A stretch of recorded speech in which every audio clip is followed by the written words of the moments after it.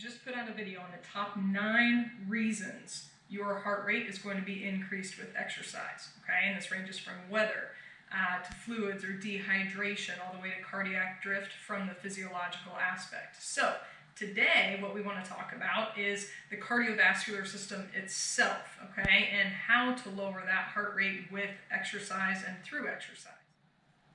So in talking about aerobic exercise, what that does is it strengthens the heart muscle, okay? And when that heart is stronger, it allows yourself to pump more blood with each beat, okay? Now, pumping more blood with each beat over time will result in a lower resting heart rate, okay? So as a person exercises more and becomes fitter, their resting heart rate will likely decrease, okay? So let's dive deeper into this.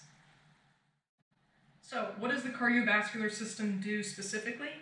It helps circulate that blood throughout the body, and what that does is supplies oxygen and other nutrients, all right? And what it does is it'll remove the waste products, okay? So each time that heart beats, blood is pumped out of the heart into the body to supply oxygen to those working muscles, okay? And then back to the lungs for reoxygenation. Okay, so this is a great example of when you do interval training or you work really hard, right? Your heart rate increases and it's harder to get that oxygen in, and that oxygen is just trying to go to the working muscle. So heart rate specifically is referring to the number of times that heart beats per minute. Okay, so that's also directly related to the workload being placed on the heart. Okay, so if you're just going for a walk or hanging out, that heart doesn't have to work as hard to pump that blood, okay? But when you are at a higher level of intensity, now that heart rate is going a lot faster because that blood is getting pumped a lot faster, okay? So now we do want to preface, a normal resting heart rate will range between 60 and 100 beats per minute, and that's BPM, okay? Resting heart rates higher than 100 BPM or beats per minute, that suggests that the heart is working too hard to circulate that blood, okay? So it might indicate a more serious problem. We would recommend you go to a physician and get this checked out. Our previous video talks about other health issues or factors that can come into play for that increased heart rate, okay? Now, resting heart rates below 60 BPM can actually occur more often in endurance-trained athletes, and that's because their bodies are more efficient at utilizing oxygen from the blood, just like what we talked about. So let's talk about how you can specifically lower that resting heart rate and lower your heart rate, okay? So you have 2 branches of your autonomic, which is your involuntary nervous system, okay? And your heart rate is controlled by these 2 branches. You have the sympathetic nervous system and parasympathetic, okay? So the sympathetic, for example, releases a hormone, multiple hormones, and that accelerates the heart rate, okay? The sympathetic accelerates, okay? The parasympathetic nervous system actually releases a hormone to actually slow the heart rate down, okay? So you have a combination. Sympathetic speeds it up, parasympathetic slows it down, okay? So now if you're taking in caffeine or you're stressed all the time, excitement, this might temporarily accelerate your heart rate, okay? So meditating, taking it slow, deep breaths can actually slow your heart rate down. So when you have the parasympathetic, okay, so that's the slowing the heart rate, and then the sympathetic accelerating the heart rate, making it faster. When you exercise for any duration, this is actually going to increase your heart rate, and it's going to remain elevated as long as that exercise is continued, okay? So at the beginning of exercise, your body removes the parasympathetic stimulation. So it removes the hormone, essentially, that's going to slow that heart rate down. That enables the heart rate to gradually increase. Okay, so that sympathetic nervous system starts to take over and it allows that heart rate to increase. So as you exercise more strenuously, if you exercise harder, you're doing intervals, sprints, the sympathetic system kicks in to accelerate that heart rate even more. Regular exercise, endurance exercise, cardiovascular exercise is going to help make the heart and lungs stronger. They're going to work more efficiently. okay? So over time, it can decrease that resting heart rate due to the heart size and that just the strength and the length of time that the heart can fill with blood, okay? Exercise strengthens the heart muscle, enabling it to pump a greater volume of blood with each heartbeat, okay? So that's how it gets more efficient. More oxygen then is delivered to the muscles, the working muscles, the legs, etc., the glutes, the hamstrings. So the heart needs to beat fewer times as it's more efficient, okay? So if you're a less fit person and you're not very efficient, that heart's going to work extra hard. You're in more shape, you've done cardiovascular exercise for a long time, you're more, fit, and that's allowing the heart to be more efficient at pumping the blood. Now, here's the catch, okay? So during prolonged exercise or at higher rates of work, an increase in CO2 production, okay, so you have oxygen coming in, CO2 coming out, and hydrogen ions, which is in long form lactic acid, okay, the body and blood temperatures stimulate further increase in that cardiovascular need, okay? So the respiratory rate is going to increase and we're actually going to lose the effect of that aerobic work because we're not being efficient at that point. Now on the flip side, if you're not working hard enough and you're being really, really conservative with your training, it's really not enough stress on the heart to make it get stronger. Yes, it's better than nothing, but if our goal is to grow that heart strength to make it more efficient, we need to put some healthy stress. That's where we can help dial in those zones specifically for you. Along with that, the higher heart rates can also be an indication of poor heart function, okay?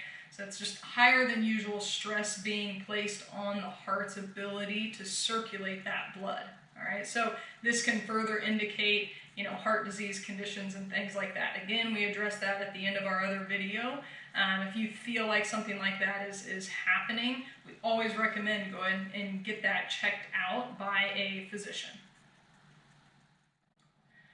From a performance standpoint and even progression standpoint, knowing your specific heart rate training zones is going to optimize your body's ability to adapt to the performance requirements. So zone 2, that aerobic base building, that fat burn area, the moment your heart rate jumps out of that, you've defeated the purpose.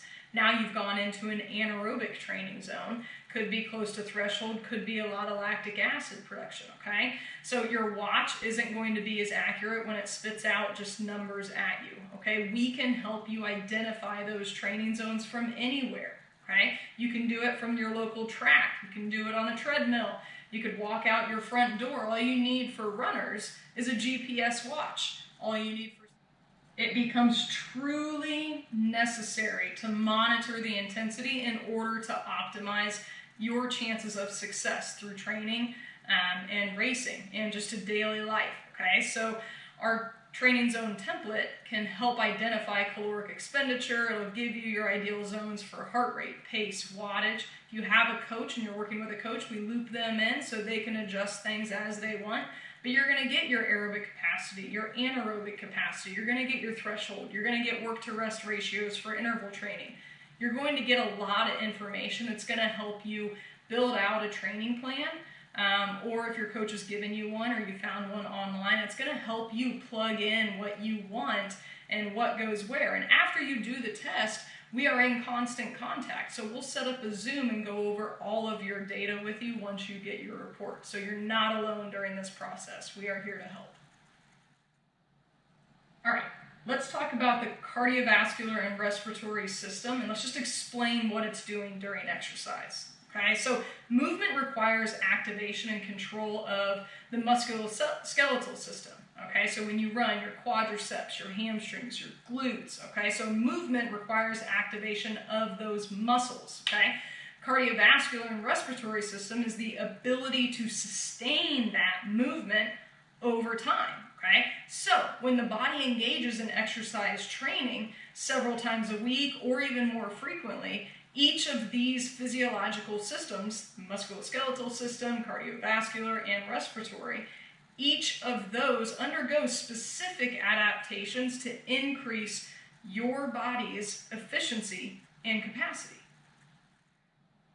Now, the magnitude, okay, so the intensity, the duration, volume, okay, the magnitude of those changes depend largely on those factors, okay? So depending on the training session or the force or the load used in training, your body's level of fitness will adjust, okay? Now, if you remove all of that training stimulus, let's say you take 2 months off of everything, this is going to result in a loss of the efficiency and capacity that you just gained through all those training adaptations. We call that detraining. All right, let's talk about the actual functions, the primary functions of the cardiovascular and respiratory systems, okay? So what they do, they're supposed to provide the body with oxygen and nutrients and then rids the body of that CO2. So that CO2 is what you're exhaling, oxygen is what you're inhaling, all right? And so those metabolic waste products are going as well, all right? Now, low rates of work, such as walking, place relatively small demands on the cardiovascular and respiratory systems, all right? So as the rate of muscular work increases, though, as you start to, jog, run, sprint, on the bike, you're just tooling around and then you start to take off, these two systems will eventually reach their max capacities and then they're not going to be able to meet the body's demands any longer, okay? And that's when you reach threshold beyond VO2, max, you're just at capacity. So in response to exercise, the cardiovascular system is composed of the heart, blood vessels, and blood, okay? And this responds predictably to the increased demands of exercise. Okay, so this response to exercise is directly proportional to the needs of the muscles being used, okay? And the needs, it's basically needing oxygen to function, all right?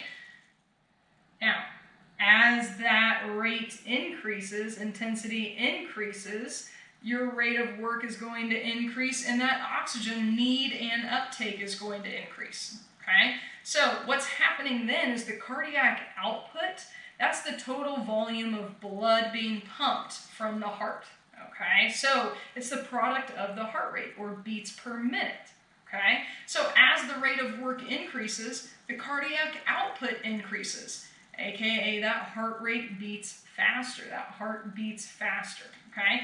It has to meet the increasing oxygen demand, but it will reach max capacity. Now with blood flow, this is one that I want people to really pay attention to, okay? The pattern of the blood flow is going to change dramatically when somebody goes from resting to exercise, okay? So at rest, the skin and muscles receive about 20% of that cardiac output. During exercise, more blood is sent to the active working muscles, okay? And as body temperature increases, more blood is sent to the skin. Okay? And we have another video, we'll post the link below, about sweat and why the blood is going to the skin in different weather conditions, the heat, the humidity, just when that body temperature rises, okay? This process is accomplished both by the increase in that cardiac output and by the redistribution of blood flow away from the areas of low demand, okay? And what that means is the muscles that need that blood flow, like your quads, your hamstrings, your glutes, that's where it's going to be distributed to, and areas like your GI system, that's where blood flow will go away from. So a lot of people that have GI distress or GI issues when they're running, racing, training, cycling, call that steel gut rides, where you eat something, heart rate spikes during that training session, and then you start to have some GI issues. This is a great example as to why that's happening. The blood flow is going from the GI system to the working muscles, okay? So keep that in mind. This entire process allows about 80% of the cardiac output to go to those active muscles and skin when you are at the maximal rates of work, okay? So with exercise of longer duration, such as hot, humid environments, progressively more of that cardiac output will be redistributed to the skin.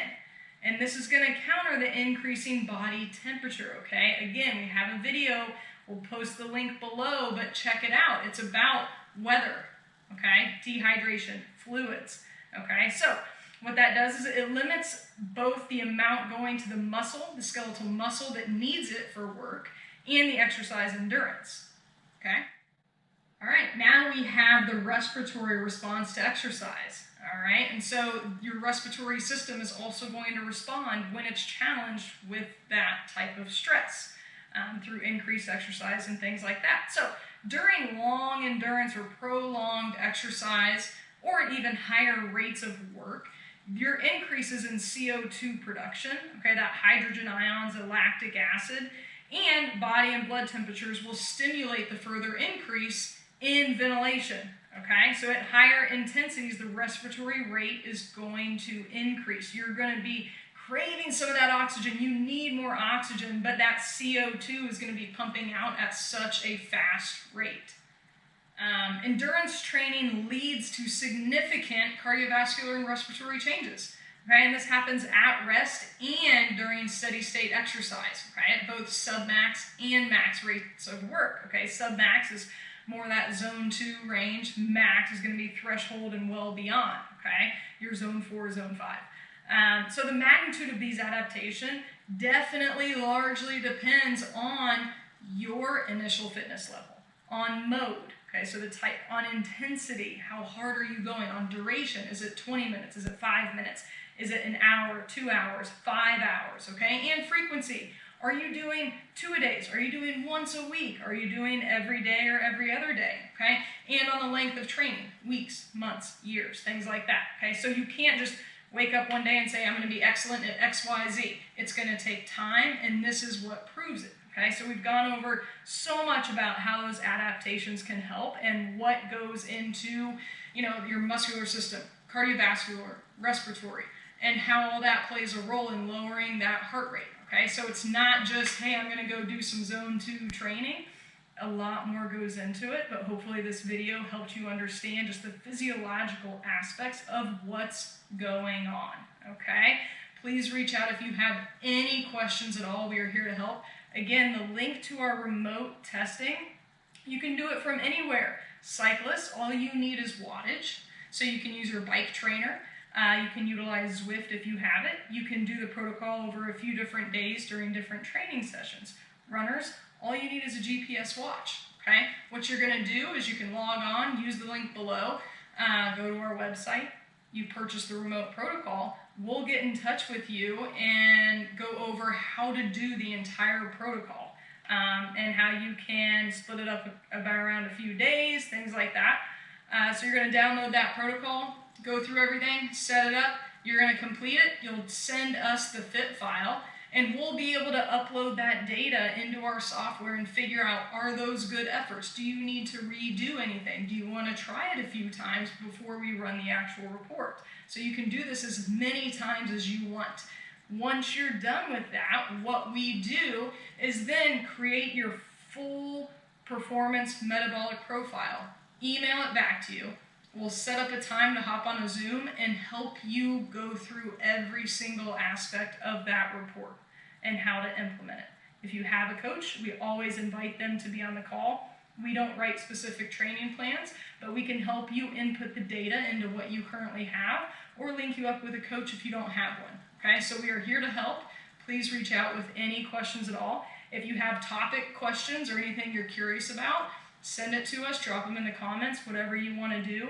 We would love to help you by creating a video based on your common questions and concerns around training. All right? Be safe and happy training, everybody.